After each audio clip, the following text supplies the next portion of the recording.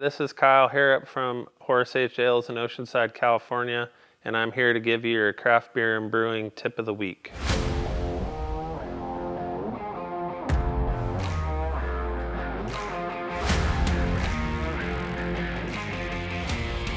Coconut is probably the adjunct that my club members want most from me. It's pastry, it's what I was known for from the get-go, and I've used every variety of coconut that I could find, whether it's coconut candy, which is coconut that basically cooks with its own fats and oils and gets really caramelized and brown, and it's typically small. And you'll see beers that have that, it's typically floating in the liquid itself after you've poured that into a glass. I would say the form of coconut I use most is toasted coconut. And I'll typically buy it from nuts.com.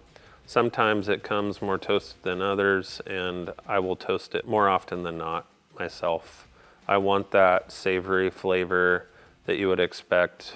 You're already going to have the sweetness from the beer, and you don't want to overpower it with a muted kind of one note sweet coconut. I want that umami flavor. You're putting food into a beer, you want to taste it for that. You don't want it to be cloying or overly sweet like candy. Another form of coconut I use a lot is desiccated coconut, and that's basically in a powder form. It's a lot easier to impart flavor with that, and it needs less contact time.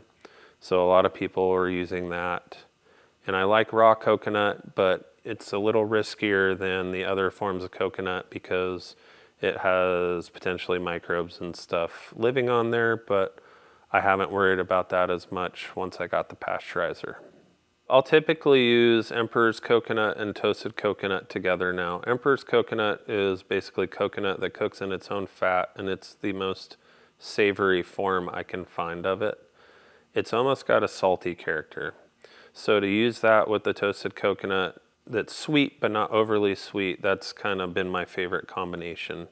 And I'll typically do 2 pounds per gallon, which is very extreme. We're talking, I'd say the norm is more 70 to 75 pounds per barrel BBL. It is a lot of adjunct, it is very expensive, and coconut hurts your yields. It sucks up a lot of the liquid, and it's not every brewer's favorite ingredient to use because of that.